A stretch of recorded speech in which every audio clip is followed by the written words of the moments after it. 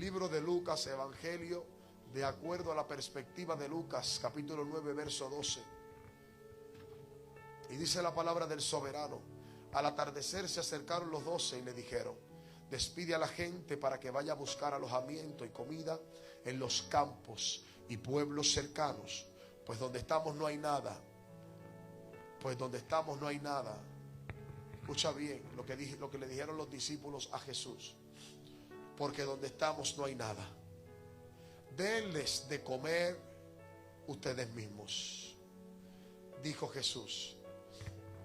Y ellos dijeron: no tenemos más que 5 panes y 2 pescados, a menos que vayamos a comprar comida para toda esta gente. Objetaron ellos, porque había allí unos 5,000 hombres.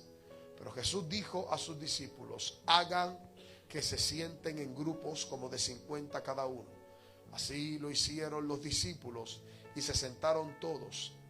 Entonces Jesús tomó los 5 panes y los 2 peces, y mirando al cielo, y mirando al cielo, y mirando al cielo, los bendijo y dio gracias. Luego los partió y se los dio a los discípulos para que se los repartieran a la gente. Y todos comieron hasta quedar satisfechos. Y de los pedazos que sobraron se recogieron 12 cestas, 12 canastas. Padre, gracias por tu palabra, que es bendita, que es maravillosa, que es poderosa, que es hermosa y que es maravillosa. Dios mío, tu palabra es poder. Y hoy en esta mañana algo tú nos vas a ministrar, algo tú nos vas a hablar, algo se va a desatar de la palabra para mi corazón, para mi mente, para mi espíritu. Algo Dios me va a ministrar, algo Dios me va a hablar, algo va a suceder por medio de la palabra. Alguien que diga conmigo: la palabra es la palabra. Se pueden sentar. Regálame las próximas 4 horas, que yo te garantizo que en 5 horas yo te voy a predicar. En 5 horas yo te voy a predicar, aleluya. Y usted dirá: pastor, pero cállese la boca porque yo tengo cosas que hacer. Déjame decirte algo para que vayas entrando en contexto, para que vayas entrando en contexto de la historia. En este momento de la historia, Jesús estaba predicando. Diga conmigo: predicando. Jesús estaba impartiendo conocimiento, estaba impartiendo revelación, estaba impartiendo la palabra. Sabemos que dentro de la misma audiencia de los que seguían a Jesús, escúchame bien, dentro de la misma audiencia que seguía a Jesús, habían diferentes personas con diferentes mentalidades. Habían diferentes personas con diferentes mentalidades, porque dentro del grupo de cientos de personas, porque a veces la gente dice: wow, a Jesús lo seguían las multitudes. Sí, pero al final del día siempre se quedaba con los mismos 12. A Jesús lo seguían las multitudes, pero al final del día siempre se quedaba con los mismos 12. Pero pastor, ¿por qué sucedió eso? ¿Pero qué es lo que estaba pasando? Sí, porque el hecho de que todas las multitudes seguían a Jesús, eso no quería decir que todos los corazones estaban con Jesús y con la causa de Jesús. Por esa razón, aunque las multitudes lo seguían, aunque las multitudes estaban todo el tiempo detrás de él, al final del día siempre se quedaba con los mismos 12.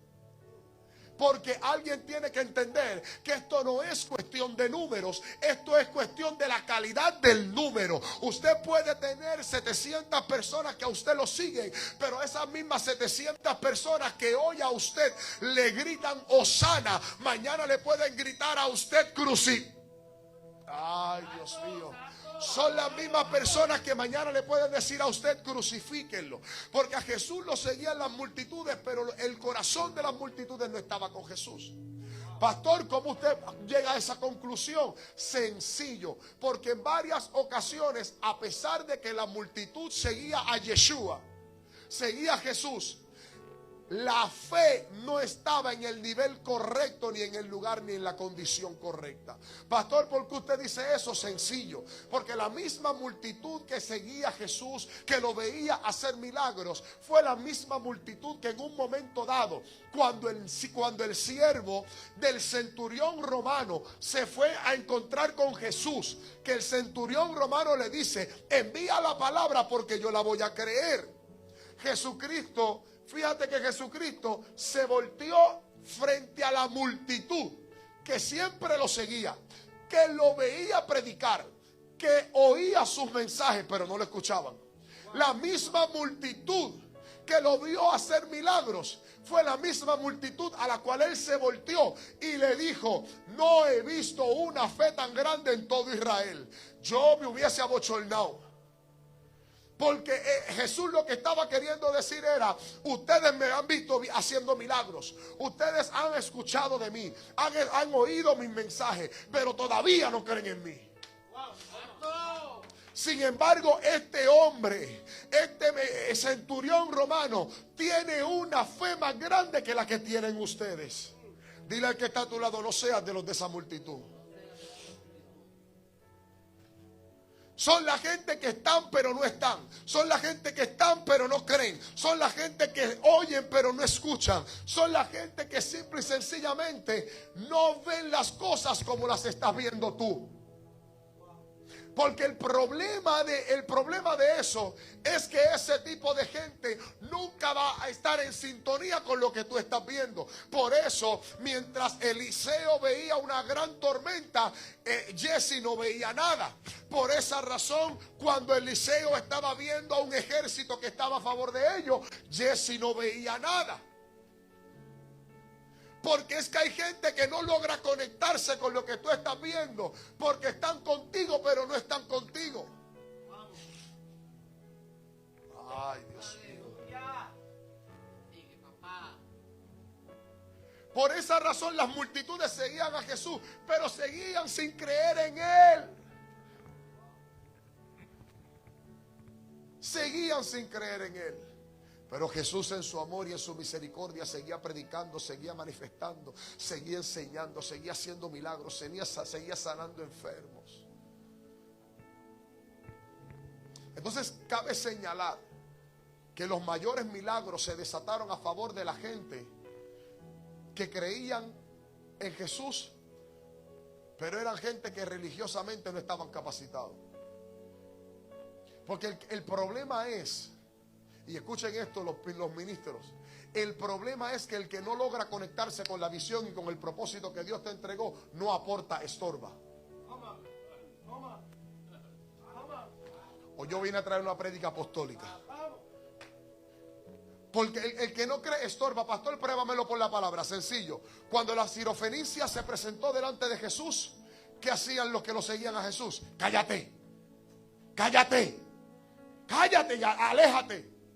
Cuando Bartimeo sabía que Jesús iba a pasar por allí, ¿qué hacían los seguidores que estaban con Jesús? Cállate, cállate.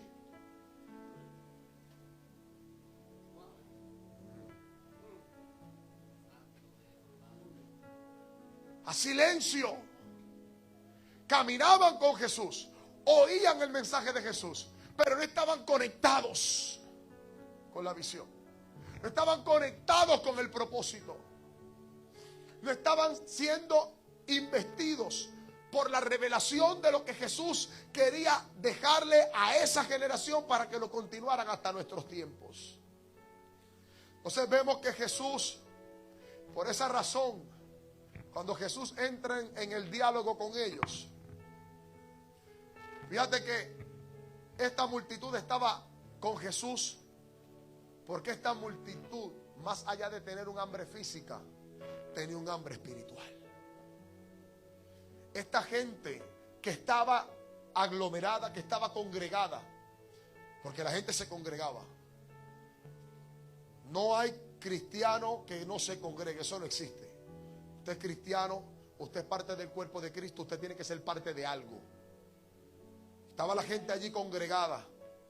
Estaba allí la gente congregada frente a Jesús. Y era impresionante que las horas estaban pasando. Varón, las horas pasaban y la gente no se iba. Las horas pasaban y la gente no se movía. Para mí fue impresionante ayer donde estábamos en una actividad que no era cristiana, donde la inmensa mayoría de las personas que estaban allí no eran cristianas. Pero fue impresionante ver cómo desde que comenzó la adoración, la gente estaba receptiva. Estaba recibiendo, estaban llorando, estaban siendo ministrados. Un matrimonio aceptó a Jesús. Y gente que no era cristiana estaban más atentos que a veces la misma gente cristiana cuando un ministro está predicando. Gente que no era cristiana, en ningún momento dado sacaron el celular a estar chateando. Estaban pendientes, estaban receptivos. Y esta gente estaba de esa misma manera, porque es que cuando hay hambre de Dios, ay Dios mío, cuando hay hambre de Dios, cuando hay hambre de la palabra, el que tiene hambre por Dios y el que tiene pasión se le nota.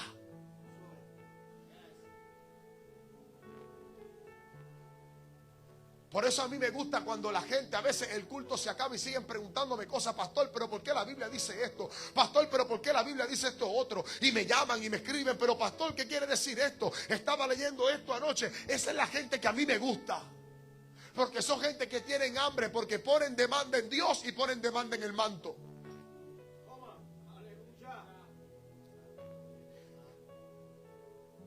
Cuando hay alguien que tiene hambre se le nota. Y había una gente que estaba allí congregada, que llevaban horas sin importarles si habían comido, sin importarles si habían tomado agua, sin importarles absolutamente nada. Y para que los discípulos se dieran cuenta, maestro, esta gente lleva mucho rato aquí, es porque llevaban rato. ¿Y saben qué es lo más impresionante? Que para aquel tiempo no había reloj, no había celular, que no había manera de medir los segundos ni el tiempo en que la gente estaba ahí sentada. En aquellos tiempos se sabía cuándo llegaba la mañana, el mediodía, la tarde y la noche por la puesta del sol y la luna. Esa era la única manera de conocer el tiempo. No había un reloj, no había un celular, no había manera de medir el tiempo como lo tenemos nosotros ahora. O sea que yo me imagino que esa gente, el sol salió, estamos en la mañana, y yo me imagino el sol al mediodía, y oye, esta gente no se van, y el sol bajando al rayar el alba, oye, y esta gente siguen aquí, no se quieren ir. Yo oro a Dios porque lleguen los momentos en los cultos donde la gente deje de mirar el tiempo para que no se vayan. Y esta gente no se quiere ir. Entonces, aquí es donde entra lo que les estaba diciendo. Usted nunca trate de convencer a los demás de ver lo que tú estás viendo, de que crean en lo que tú estás viviendo en Dios. Porque hay veces que tú podrás estar viviendo gloria en tu vida personal, y como quiera va a haber gente que te va a mirar por encima del hombro porque te van a juzgar por tu pasado. Porque no puedes tratar de convencer a la gente que vea lo que estás viendo tú. Tú no puedes tratar de convencer a la gente que pueda sentir lo que tú estás sintiendo. Por eso hay momentos donde a veces usted está en una gloria pesada, en una gloria poderosa. Usted está adorando a Dios, usted está llorando, usted está así, y a lo mejor el que está al lado tuyo está así.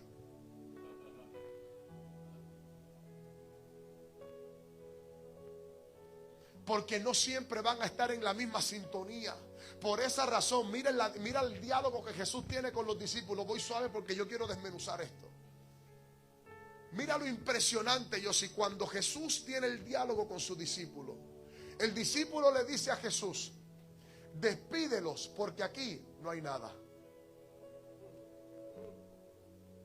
Ay, Dios. Despídelo porque aquí no hay nada.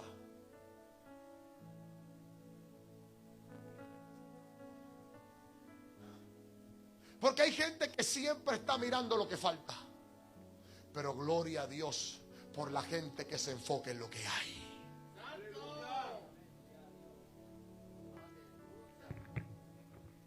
El problema no es mirar yo sí lo que falta. El problema es criticar lo que falta y no hacer que funcione y que esté.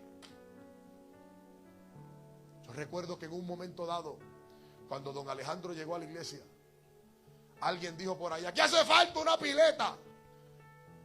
A la semana yo veo que don Alejandro llegó por ahí con una pileta en las manos, y yo: ¿para dónde tú llevas eso? Para ponerlo allá atrás, pastor. Hay una pileta. Este es un bravo. ¿Qué vamos a hacer para cubrir esto aquí? Esta pared. Bueno, pues vamos a comprar unas cortinitas para cubrir esa pared. No, ya hace falta una pared, pero ¿qué? ¿Una pared de qué? Ahí vinieron dos locos y empezaron a trabajar desde las 10 de la noche, creo que fue desde por la tarde de un día hasta las 10 de la mañana del otro sin parar. Fue yo, sí, el pastor Irafel.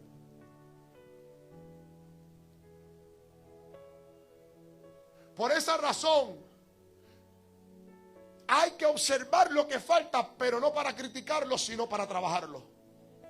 Por esa razón, el discípulo dijo, oye, no hay nada. Jesús lo miró y le dijo, dales tú de comer. En otras palabras, ¿hace falta una bombilla? Sí, ponla tú.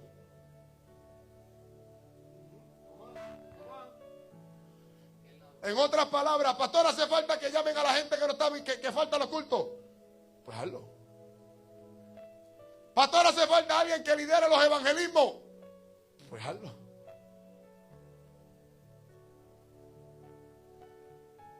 Y Jesús le dice, oye, me estás trayendo el problema, resuélvelo.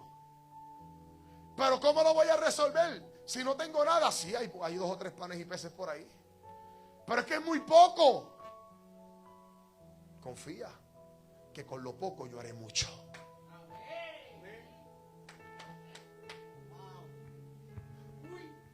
Entonces entra el diálogo, entra la conversación entre estos dos, entre Jesús y el discípulo. Y Jesús le dice, dales de comer. Dile al que está a tu lado, no delegues en otro lo que te toca a ti. Aleluya. No delegues en otro lo que te toca a ti. Porque rápidamente queremos pasar la papa caliente y queremos zapatearnos. Jesús, pero es que la responsabilidad era tuya, porque tú eres el que los tienes aquí congregados. No, tú les vas a dar de comer. Lo vas a hacer tú. Lo vas a hacer tú. Pastor, pero ¿por qué lo tengo que hacer yo? Porque es que no eres tú. Es que Dios lo quiere hacer a través de ti. Alguien que diga, no hay nada más hermoso que ser un instrumento en las manos de Dios. Entonces en esta conversación, fíjate que Jesús le dice a el discípulo, dales de comer. Hazlo tú. Y aquí hay algo que es bien importante. Aquí hay un principio que hay muchos principios, pero el que quiero traerte es que hay cosas que le corresponden a Dios. Hay cosas que te corresponden a ti. Porque fíjate que en ese momento Jesús pudo haber dicho, verdad, tienen hambre. Señor, en esta hora te pido que maná caiga del cielo. Y como en los tiempos de Moisés, maná hubiese caído del cielo. Pero en esta ocasión, porque paréntesis, aprendamos a entender que no necesariamente como Dios operó en la temporada pasada, va a trabajar en esta misma. No va a trabajar de la misma manera. Lo que Dios hizo ayer fue ayer, lo que Dios va a hacer hoy es lo nuevo. Por esa razón, a Moisés le hizo que se desatara y lloviera el maná. Pero en este caso lo hizo distinto. Porque en aquella ocasión, Jesús lo que quiso enseñar fue, en aquella ocasión lo hizo Dios. Porque recordemos que en el Antiguo Testamento era Dios el que tenía que intervenir de forma directa con la humanidad. Porque todavía no había un mediador que había venido a la tierra. Y Dios tenía esa interacción y por eso siempre levantaba a una mujer o a un hombre para trabajar con la humanidad.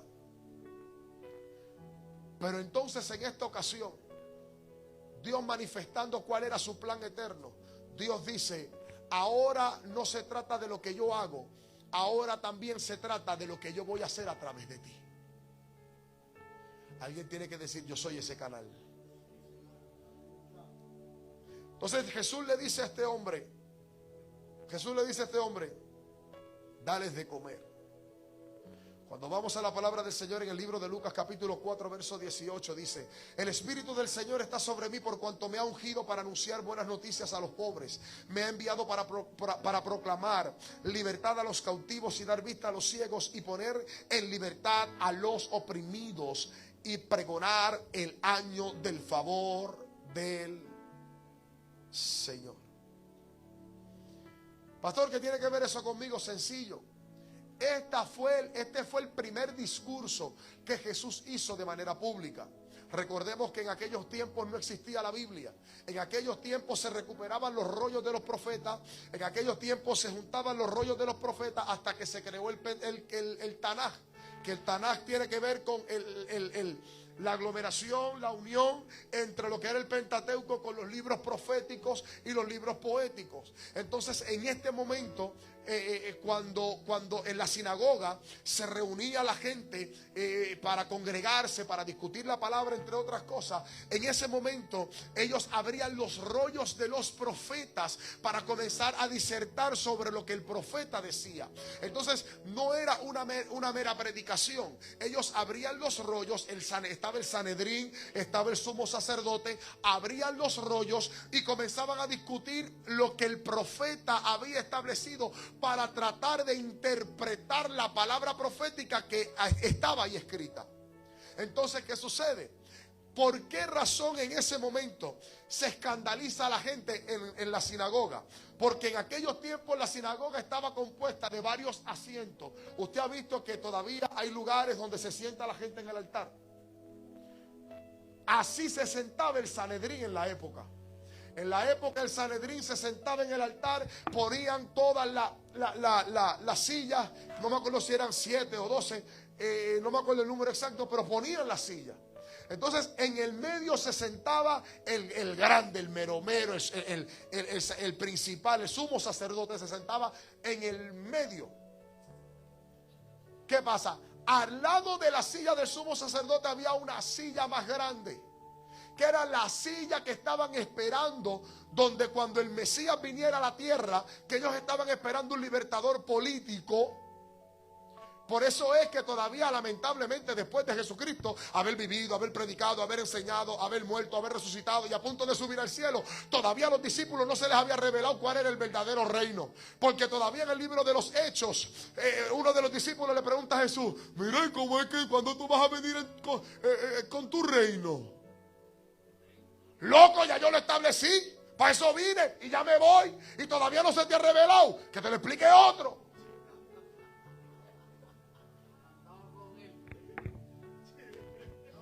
Tres años y medio predicando. Mío. ¿Y cuándo es que tú vienes en tu reino para libertarnos? ¿Cuándo es que es ese? Hay gente que lo va a entender, hay gente que no. Porque sin embargo Pilato lo entendió de una. Porque entonces cuando Jesús tiene la interacción con Pilato, Pilato le dice: con que tú eres el rey de los judíos, bien has dicho tú. Ajá. Y tu reino, mi reino no es de este mundo. Y Pilato hizo algo se tiene que haber despertado en el corazón y en el espíritu de Pilato cuando tuvo esa interacción con Jesús. Mi reino no es de este mundo. Tú eres el rey de los judíos, bien has dicho tú. Algo se le tiene que haber como a Pilato, como que este tipo tiene algo. Porque aún así Pilato no tenía la intención de matarlo. Pilato estaba buscando la manera de cómo persuadir al pueblo para no matarlo. Porque Pilato sabía que algo había en él. Por eso dice, bueno, yo me imagino a Pilato hablando con la esposa, porque los hombres sabios hablan con sus esposas. Mi amor, ¿qué hacemos? La esposa le dice a Pilato: no tengas tú que ver con la sangre de este hombre, que este hombre es inocente. ¿Y qué hacemos? Bueno, ya yo sé lo que yo voy a hacer. Tráiganme al preso más malo. Tráiganme al preso que más ha matado gente. Que cuando yo les dé escoger entre el inocente y el preso, van a escoger al preso. Pero a veces somos tan malos que seguimos escogiendo a Barrabás. Entonces, sí, cada 4 años lo seguimos escogiendo. Entonces, es broma. Entonces, para que se ría, porque están tensos. Entonces, Pilato dijo, espérate, yo voy a escoger a Barrabás para presentarlo delante del pueblo, porque como el pueblo sí lo conoce como un maleante, como un matón, van a preferir que crucifiquemos a este y no al inocente. Bueno, a Jesús, a Barrabás. Y los mismos que gritaron Hosana, después gritaron, queremos a Barrabás. Suelten a Barrabás. Soltaron a Barrabás. Entonces ahí Pilato, porque en la historia Pilato dijo, no, mándenselo a Herodes, no, mándenselo a Pilato, no, ¿quién lo quiere matar? Nadie lo quiere matar. Entonces Pilato dijo, bueno, yo me voy a lavar las manos. Ustedes hagan con él lo que ustedes quieran, yo no tengo nada que ver con esto. Pero algo se tiene que haber despertado en el corazón de Pilato cuando interactuó con Jesús. Porque la interacción no fue larga.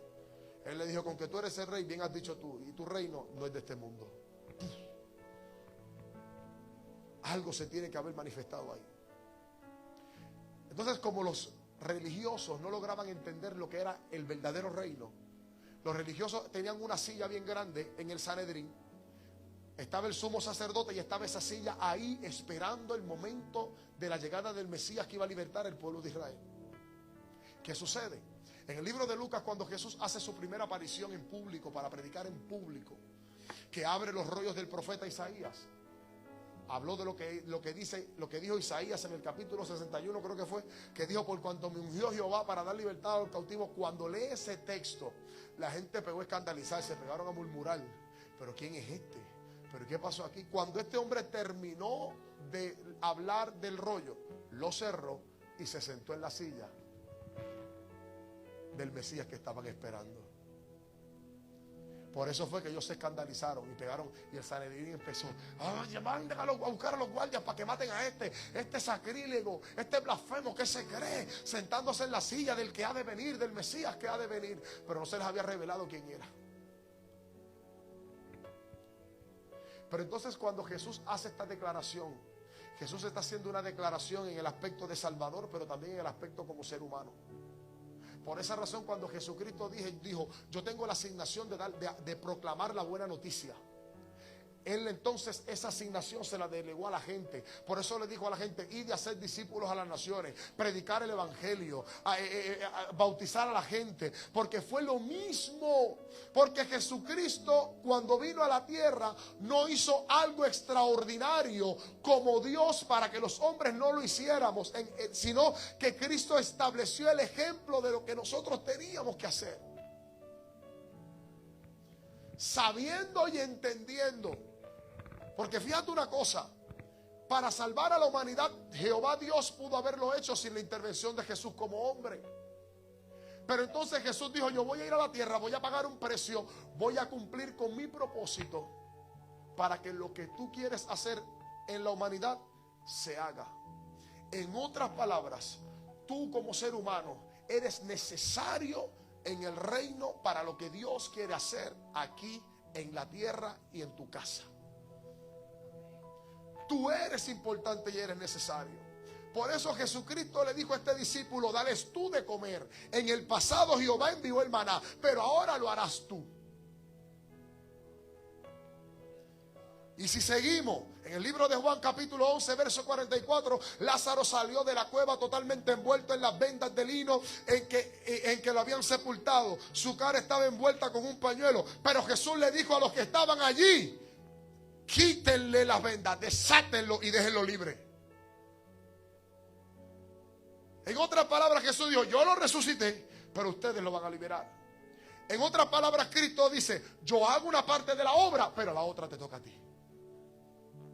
Yo lo levanto, lo saco del sepulcro, pero a ti te toca quitarle las vendas.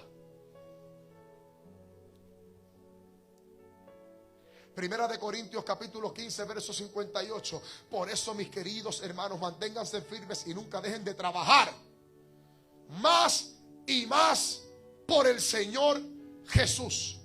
Y sepan que nada de lo que hacen para Dios es en vano.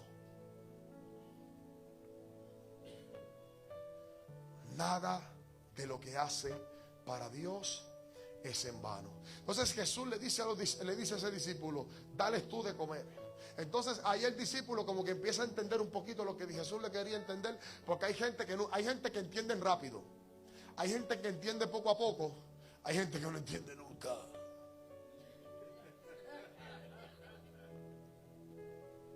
Hay gente que, escuche pastores, hay gente que entiende rápido, hay gente que se tarda un poco, pero poquito a poco, suave, suavecito, van aflojando ahí poco a poco, van llegando. Ajá. Hay gente que por más que tú, no hay manera. No hay manera. Entonces este discípulo como que fue entendiendo y dijo, primero dijo no había nada. Después dijo, lo que tenemos son 5 panes y 2 pescados. Ahí como que ya abrió los ojos. Ahí dijo, espérate, mira, sí. Hay 5 panes y 2 peces. Que hay algo por lo menos. Hay algo por lo menos. ¿Cuántos líderes hay? ¿Cuántos? 5. ¿Cuántos líderes tengo? No, ninguno. ¿Cuántos músicos tengo? 4, 3 nada más. 5. Pues, entonces mientras hay algunos que ven el número como un menosprecio, hay otros que ven el número como una potencia. Porque con lo poco se alcanza lo mucho. Entonces Jesucristo como siempre estuvo tratando de enseñar que no se trataba de números sino de la calidad del número. Cuando el discípulo le dijo, lo que tengo son 5 panes y 2 peces, es lo que tengo. Se pareció al momento cuando la profeta, la viuda le dice al profeta, lo que tengo en casa son unas tinajas con aceite. El profeta le dijo, eso es lo que yo necesito. Este discípulo le dijo a Jesús, yo lo que tengo son 5 panes y 2 peces. Eso es suficiente. Señor, yo lo que tengo en mi vida, eso es lo que yo necesito. Señor, yo lo que tengo en mi vida para darte, no tengo más nada. Eso es lo que yo necesito. Pastor, pero lo que tengo es quizás 2 personas en el ministerio porque estamos empezando. Eso es lo que yo necesito. Eso es lo que yo necesito. Ahora, hay gente, escuchen, tomen nota, hay gente, y gloria a Dios por esa gente, que aunque no vean y no entiendan, siempre obedecen la voz de su maestro. ¿Sabe por qué esto es bien importante? Porque hay veces que no vas a tener fe o vas a pensar que no tienes fe, pero queda algo por encima de la fe. Pastor, ¿qué? Dígame, pregunta, pastor, ¿qué? La obediencia. La obediencia. Por eso cuando Simón Pedro, Jesús le dijo, boga mar adentro y ahora vas a tirar la red de esta manera. Simón dijo, yo llevo toda la noche tratando de pescar, pero si tú me dices que lo haga de esta manera, por tu palabra, echaré la red. Hay gente que a lo mejor no se va a conectar con lo que tú estás viendo, pero hay gente que va a tener el carácter para obedecer y hacer lo que se supone. Jesús le dice a esta gente, oye, ¿qué es lo que tiene? 5 panes, 2 peces. Ok, pues tráeme eso mismo. Tráeme eso mismo. ¿Y sabes qué es lo maravilloso? Que este discípulo vio lo que tenía. Escucha esto, este discípulo vio lo que tenía y dijo, bueno, yo no sé qué Dios va a hacer con esto. Yo no sé qué Dios va a sacar de aquí. Pero si esto es lo que hay, esto es lo que yo le voy a entregar a Dios. Si esto es lo que tengo, esto se lo voy a dar a Dios. Si lo que tengo es, no tengo chavo para ofrendar, pero tengo 4 potes de habichuelas, voy a llevar 2 para la iglesia, para que se lo den a alguien que lo necesite. ¿Alguien me está entendiendo?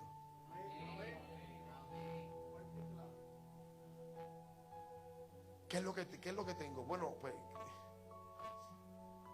Dios me está hablando de un ministerio. Dios me está hablando de empezar una obra. No tengo un local, no tengo mucha gente, no tengo recursos. ¿Qué es lo que tú tienes? ¿Una casa? Dámela.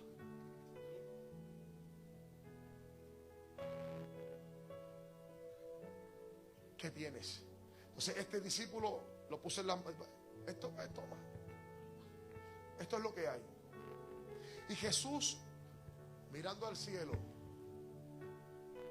dio gracias. Porque hay algo que es bien importante. Número uno, usted siempre tiene que reconocer que lo que usted tiene se lo dio Dios, sea mucho o sea poco. Escúchame, lo que usted tiene, usted tiene que reconocer que se lo dio Dios, sea mucho o sea poco. Pero que lo mucho o lo poco que tú tienes nunca te limite para obedecer a Dios. Que lo mucho o lo poco que tú tienes no te limite para que tú se lo entregues a Dios. Porque todo lo que Dios te da y tú se lo devuelves, Él te lo multiplica. Por eso Ana le pidió un hijo, Dios se lo dio, ella se lo devolvió y le entregó un profeta.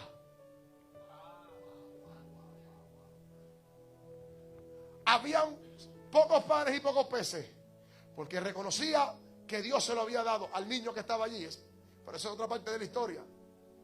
Se lo dieron a Dios. Vamos a hablar del niño, porque cuando tú vas al contexto de la historia, era un niño el que tenía los panes y los peces, y el niño se los entregó a ellos. Y luego cuando se lo devolvieron, al final dice, y sobraron 12 canastas. Llegó con 5 panes y 2 peces y se fue con 12 canastas. Si fe tenía Jesús y obediencia tenía el discípulo, más fe y más obediencia tenía el niño que tenía los panes y los peces. ¿Por qué tú te crees que la Biblia dice que tenemos que ser como un niño para entrar al cielo? Aleluya, pero eso es otra enseñanza. Entonces, voy bajando la cuesta. Entonces, Jesús toma los panes y los peces, se los presenta a Dios y dio gracias. Pero fíjate que Jesús no dio gracias cuando fueron multiplicados. Jesús dio gracias cuando les entregaron los 5 panes y los 2 peces. Usted sea agradecido con lo que tiene. No espere a tener para entonces agradecer. El que espera a tener para entonces agradecer, se corta la bendición a sí mismo.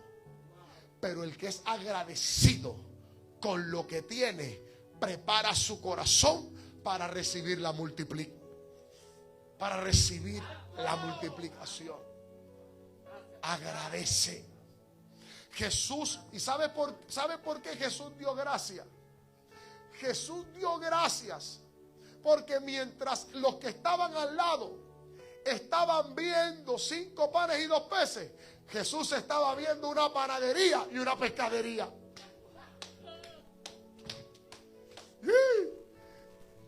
No es lo que se ve, es lo que Dios habló. Entonces Jesús, mientras uno veía 5 panes y 2 peces, Jesús veía una panadería y una pescadería. Jesús veía una multiplicación.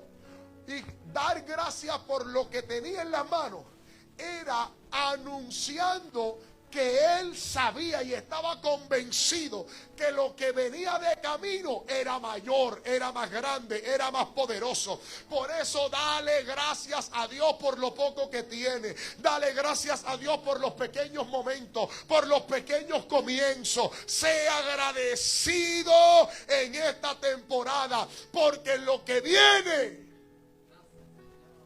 será mayor. Aquí es donde se desata el milagro poderoso. Porque ciertamente cuando vemos la historia, la Biblia dice que eran miles de hombres los que estaban allí. Habían miles de hombres. Jesús los manda a dividir. Pero lo más interesante de la historia es que estaban contando los hombres, pero no estaban contando las mujeres y no estaban contando los niños. Así que fueron miles y miles de personas. Nos dejó un claro principio, yo sí. Un principio bien claro en esta historia. Mientras la gente se encargaba de estar en los asuntos de Dios, Dios se encargó de suplir a la necesidad de la gente. La gente llevaba horas allí. Posiblemente tenían hambre. Posiblemente alguno dijo: Dios mío, este no avanza para ir a Burger King, que me lo cierran, voy para los chinos. Aleluya. Posiblemente algunos de ellos dijeron: voy para Cheesecake Factory a comerme una pasta con el pancito que dan, con la limonada de fresa. Alaba la gloria de Jehová. Algunos, ay, lo sentía Dios ahí. Yo sí, yo siento algo en Cheesecake. Aleluya. Algunos de ellos a lo mejor estaba diciendo: Dios mío, las galletitas de Heidi me están esperando en casa con un vasito de leche bien fría. A lo mejor alguno de ellos estaba consciente de que tenía hambre, pero ellos dijeron: aunque tengo hambre, de aquí no me muevo.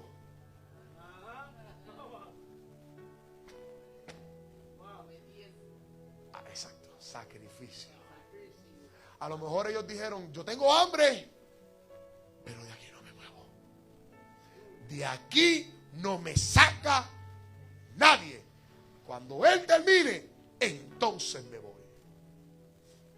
Ellos antepusieron la palabra,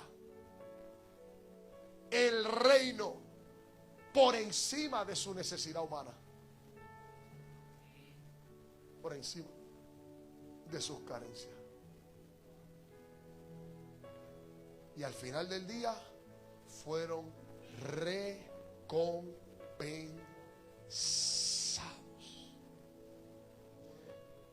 Y Dios suplió la necesidad y todos comieron.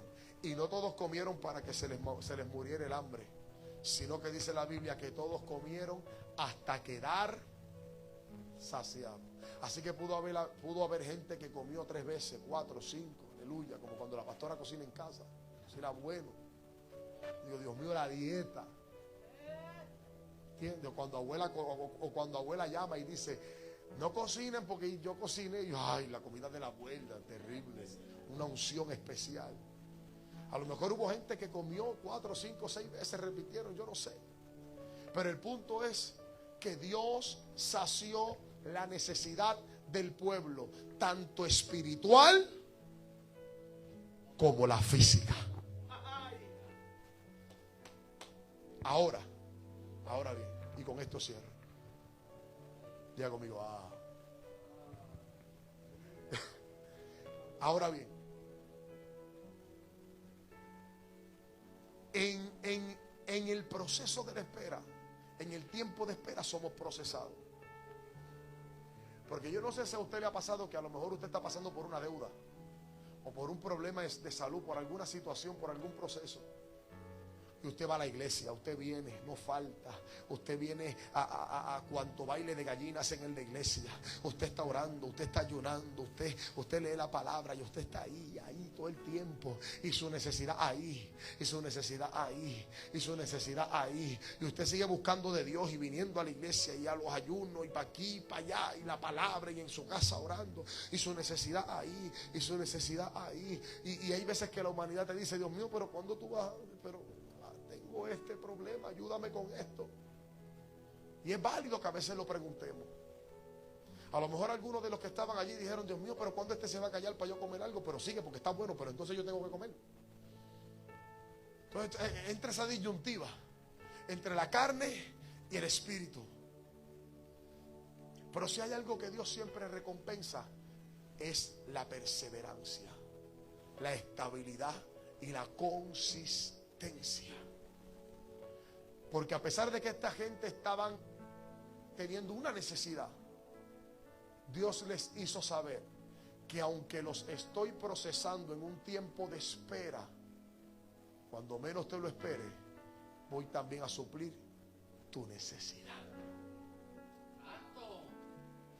Pastor, llevo tantos años con esta deuda. Pastor, llevo tantos años batallando con esta enfermedad. Llevo tantos años batallando con esta necesidad. Y Dios lo sabe. Pero está midiendo tu fe. Está midiendo tu perseverancia. Está midiendo tu consistencia. Está midiendo a ver si eres de los que se va a levantar y se va a ir porque cierran el restaurante, o eres de los que se va a quedar y va a decir: aunque yo tenga hambre, yo necesito palabra. Aunque yo tenga una necesidad, yo necesito palabra. Aunque yo tenga algún problema, alguna crisis, yo necesito lo que Jesús está predicando. Yo no necesito lo que el predicador está diciendo. Esa palabra yo la necesito. Tengo hambre, sé que me tengo que ir, sé que tengo que hacer otras cosas, sé que tengo aquello, sé que tengo lo otro, pero yo quiero el reino primero, porque yo sé que cuando yo busco el reino de Dios y su justicia, todas las demás cosas serán añadidas. El trabajo, el dinero, la comida, las deudas van a ser saldas. Algo Dios hará con tu necesidad, porque Él no está ajeno a tu necesidad. Jesús no dijo: no, yo solamente les vine a predicar. Cuando termine, que ellos se vayan a comer. Oh, Jesús dijo: yo estoy consciente que ellos tienen hambre, pero los estoy procesando. Yo sé que ellos tienen hambre, pero los estoy procesando. Yo sé que ellos tienen hambre, pero los estoy procesando. Ok, ahora llegó el momento de suplir la necesidad. Cuando usted es consistente, cuando usted persevera, cuando usted se mantiene, aunque usted tenga hambre, aunque usted tenga las necesidades que tenga, cuando menos tú te lo esperes, Jesús va a decir: tráeme los panes y los peces, porque voy a suplir la necesidad del pastor José. Voy a suplir la necesidad de Zulma. Voy a suplir la necesidad de... ¿Alguien me está entendiendo? Póngase de pie.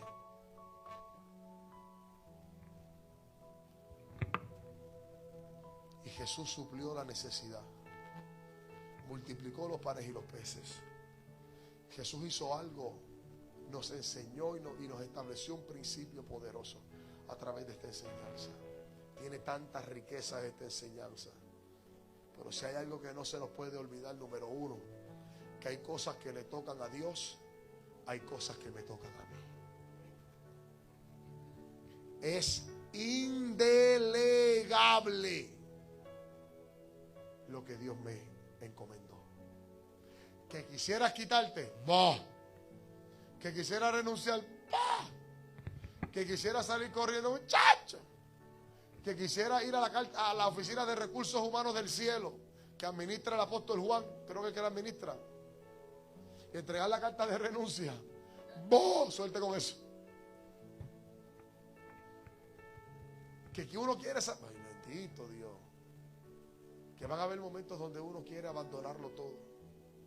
Que hay momentos donde uno quiere decirle al pastor: pastor, no me mandes a hacer eso ya, pastor, yo quiero, no, siéntame, no, siéntate, no, que se siente el diablo. Es indelegable lo que Dios te encomendó. No somos indispensables, porque tampoco, ¿hasta cuándo estará Dios contendiendo con el hombre? Ciertamente, no por mucho tiempo. Dios no va a contender contigo. Si tú no lo quieres hacer, fantástico, voy a poner a otro que lo hará mejor que tú. Pero, diga conmigo, pero no puedes dejar pasar la bendición que se recibe cuando Dios lo hace contigo.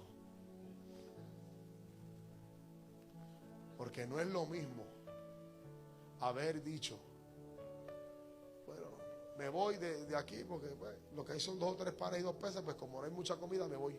Váyase todo el mundo.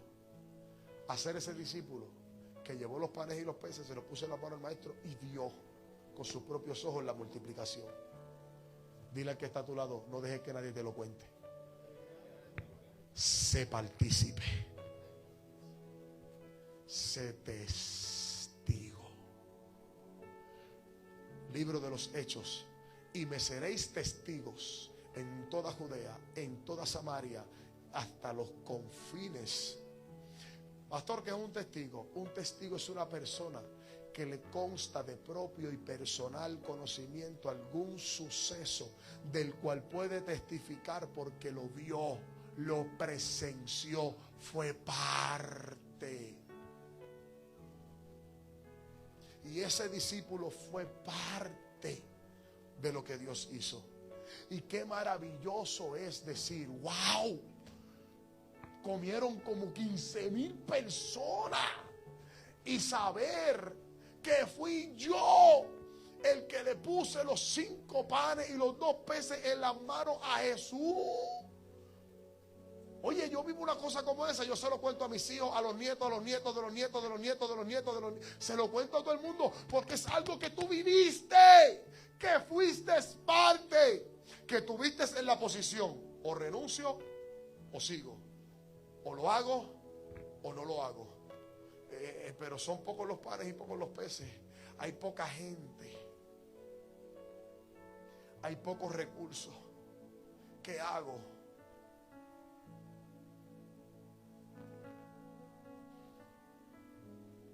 Y Dios te dice, escoge.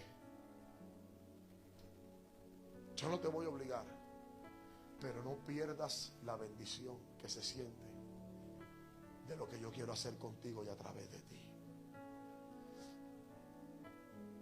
Y qué maravilloso para ese discípulo haber sido parte.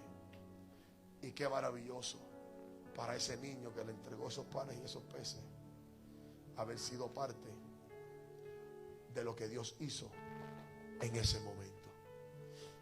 Qué hermoso, qué maravilloso, qué poderoso. Y hoy Dios quiere que tú reflexiones en esta palabra. Dios quiere que tú reflexiones en esta enseñanza, en este día. De lo que Dios quiere hacer en tu vida, de lo que Dios quiere manifestar y lo que quiere hacer a través de ti. Que Dios te va a procesar en el tiempo de espera. Vas a ser procesado en el tiempo de espera.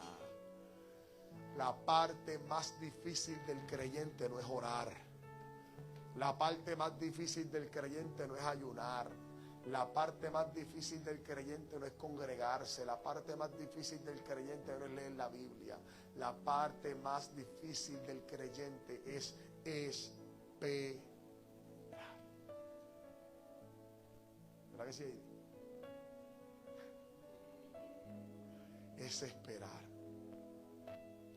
Pero mientras más tú esperas, yo no sé si a usted le ha pasado, cuando usted va a un buen restaurante,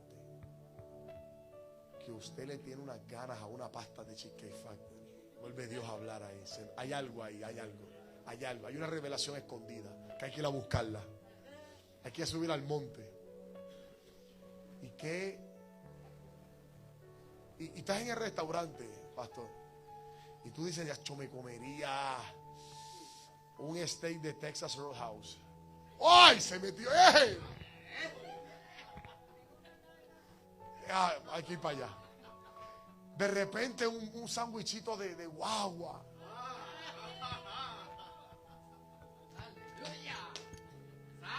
Y tú estás ahí y pides la comida. Y a veces le espera y espera y espera y no llega. Y tú te pega a dar como piquiña por las patas por abajo. Empiezas a rascarte los pies, empiezas como a darte una cosa y empiezas a contar las veces que el mesero o la mesera te pasa por al frente. Míralo por debajo y mira, no viene con el plato. Entonces va a la cocina o va al baño, pero y tú esperas que salga con algo tuyo en la mano y tú estás ahí desesperado. Y Dios mío, la comida no llega. Y Dios mío, la comida no llega. Ahora, entonces cuando llega la comida y te la ponen en la mesa, diantre, y tú ves ese plato y tú te lo saboreas. Y cuando la comida está como tú quieres, con el sazón que te gusta, con las cosas como te gustan ahí, y la cantidad que te gusta. ¡Ah! Tengo hambre. Y tú estás ahí. Entonces cuando tú empiezas a comerte ese plato es como una experiencia espiritual. Entonces después que tú te das la jartera de la pasión, al final de la jartera, cuando te traen la dolorosa, la cuenta, usted la paga con gusto, porque usted lo que piensa es, valió la pena la espera. se estaban tardando tanto con tu plato porque te lo estaban preparando de la mejor manera.